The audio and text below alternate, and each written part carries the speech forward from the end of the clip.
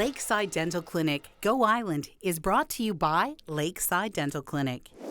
Today on Go Island, we are mixing it up a lot. Not only are we celebrating St. Patrick's Day with the Irish Rovers, we are going to interview Nanaimo Mayor Bill Mckay for a bit of a recap of the most recent City Council meeting. But the first order of business, this is James and Aaliyah, and they say I'm not wearing enough green. And you want to fix it, right? You need to.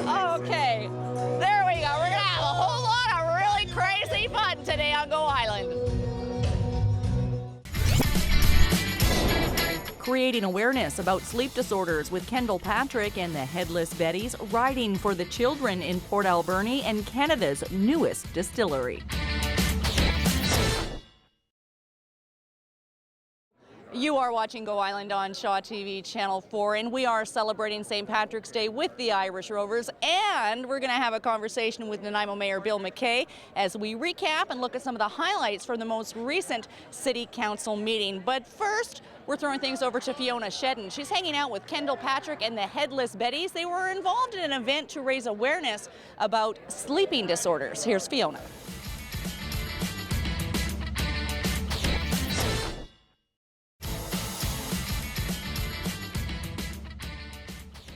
So, Bill, do you like my new hairdo? Oh, I'm telling you, it's pretty sexy, let me tell you. You know, you too can look like this. You just have to visit the Irish Rovers merchandise booth over there. And how much is this? Well, for me, it was free. Oh, I'll probably give you one too. Sakes. Oh my goodness. Okay. Okay, so we are having some fun, and we are mixing that with some business. There was a lot of business around the Colliery Dams taking place at Nanaimo City Council meeting on Monday night. This was what, the last opportunity for council to talk about it? How come? We were supposed to have a meeting on the 23rd. That meeting's now been canceled. Due to spring break, I have 4 councillors who are not able to make it. We don't have a quorum. Okay. So now the decision stands from the Dam Safety Board for March 27th as a deadline, and council isn't going to have an opportunity to talk about it again? Where are we and what's going to happen? Well, I guess the next step is going to see what the reaction from DSB is going to be. Do you have any anticipation, any guesses at what that might be? Well, I think they gave us pretty clear direction the last time they corresponded with us, but council has made a decision to go in a different route. So I have to just suggest that that's the way we're going. Okay, from my understanding, there's 2 options to redirect water inside channels, or another third option, which is to do nothing. That's correct. And I think Dam Safety's made it pretty clear that doing nothing is not an option. Some folks would let you to believe, I'm still digesting the motion, to be quite honest, because it's hard when you get something like that to determine exactly what this means. Okay, and what was the motion, for clarity? Well, the motion calls for a reestablishment of the technical committee to look at options on how to evaluate the emergency preparedness plan, look at how we can have items in place. I'm not sure exactly what that means in the event of an emergency, if you will. I suspect it means sandbags, but of course it hasn't been explored or even explained at this particular point. And then to report back to Dam Safety. And all that has to happen before the 27th? Well, that's the deadline we're facing right now. Okay. It's a bit of a mess. Well, you know, in actual fact, we have to understand that this is the first time that something like this, as extensive a look at dams, particularly municipally owned dams, has been done in British Columbia. So we're pioneers here. This is all uncharted territory. And it's due to a failure in a dam up in the Okanagan in 2011. Dam Safety considered dams to be dangerous structures. So we have to ensure the safety of the residents and the users of the facilities when you're surrounded by dams. Okay, now there was some talk at Monday night City Council meeting about meeting decorum that came out of discussion around the Colliery Dams. We're going to talk about that a bit later in this edition of Go Island. Still to come today, the Port Alberni Toy Run approaches its 31st year, exploring Bear Creek Nature Park and handcrafted spirits in Central Saanich.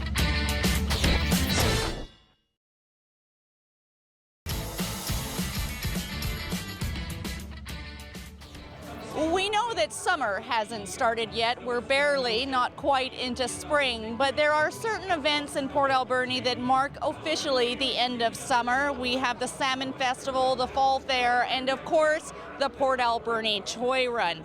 Nancy Wilmot has the story now about how that event, a bunch of motorcycles, dedicated and passionate people helping out the kids in our area. Here's Nancy.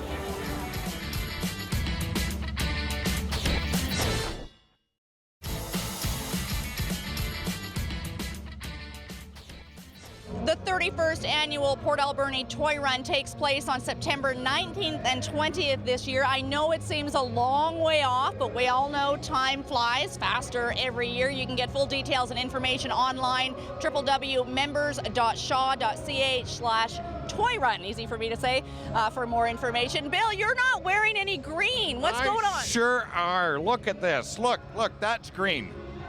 That's green? It's green grayish, okay? Well, It sure looked green when I took it out of my closet in the dark this morning. in the dark. It's been a long day. Exactly. Have you had your eyes checked recently? Well, no, I still think it's green. Come on. We'll agree to disagree on that one, So Bill. then I'll hoist a pint of green beer later. Sounds good. That's a pretty good compromise. Now, there was some discussion on Monday night about meeting decorum. Please refrain from using any councillor's names with respect to ownership of a motion or a position on that matter. Every councillor has the right to their opinion, has a right to debate in the matter where their voice is heard, and not to be either booed, jeered, or even applauded for their statements with respect to the debate of council's business. Number one, that's a workplace. We have employees there, Shaw has employees there, as does the Vancouver Island Conference Centre. So they have to feel safe in their workplace. And under new WorkSafe rules, we have to abide by those. So it's about the safety of the employees that work there. You know what? I got broad shoulders. I can take some of that stuff, but we have to understand it's a business meeting of a corporation that operates around $180 million a year budget. It's a business meeting. It's not the John Barsby Gym. And they respected that last night. I thought they did good. We're going to come back, talk about street performers in the city of Nanaimo. In the meantime, we're going to head up to the Comox Valley for another edition of our Butis RV Island Adventure.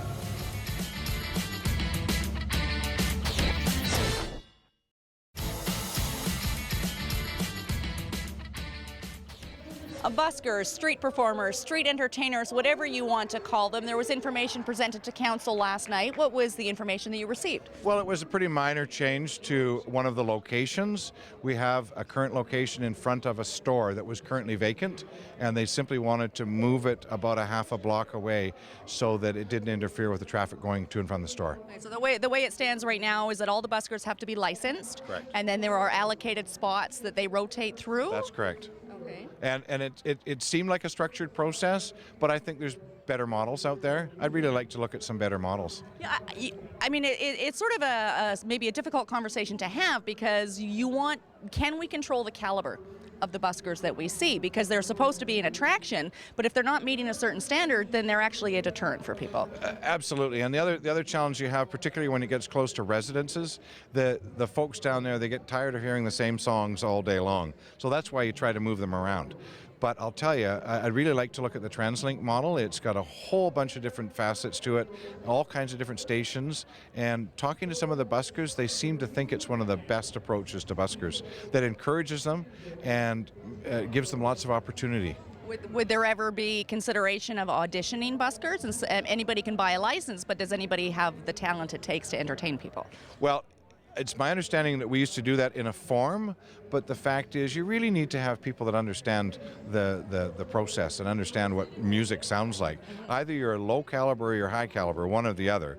And we really want high caliber buskers in the community. We're seeing a few people who maybe are busker wannabes behind us making a few of their own moves. Kind of par for the course in an environment like this, right?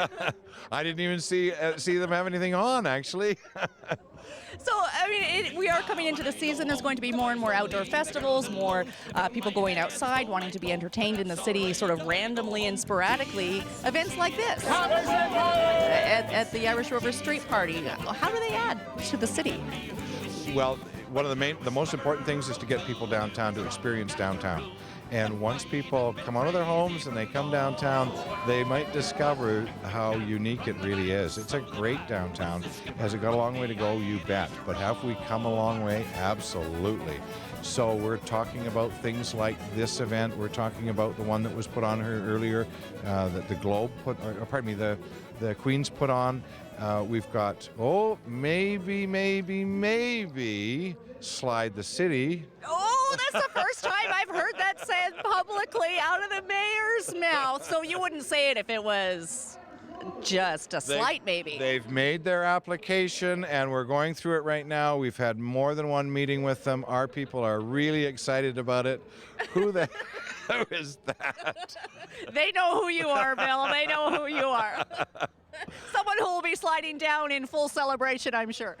Right, and then shortly after that, we've got the Dragon Boat coming. We've got Silly Boat again. We've got a rebirth of the bathtub race. Wow, it looks like a really exciting summer. Thanks for coming down tonight. Are you going to indulge in a green beer? I may just do that. You going to join me? I think I just may. All Thank right. you, Bill. I'm buying. Hey, well then absolutely. You heard it, right? We're going to move from green beer to wine and spirits. Karen Elgersma is exploring Divine Vineyards in Central Saanich.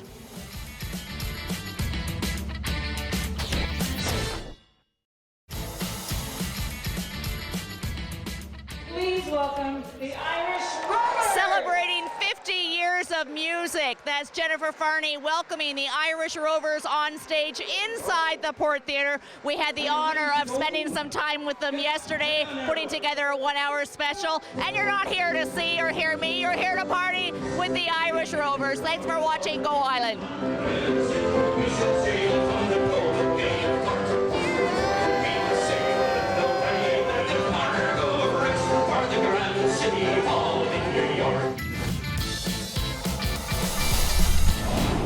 Lakeside Dental Clinic Go Island is brought to you by Lakeside Dental Clinic, a division of the Vancouver Island Implant Centre, delivering dental services, including dental implants and sedation dentistry, all under one roof. Clothing supplied by Catwalk Fashions. Kate's Hair and Aesthetics provided by Maffeo Salon.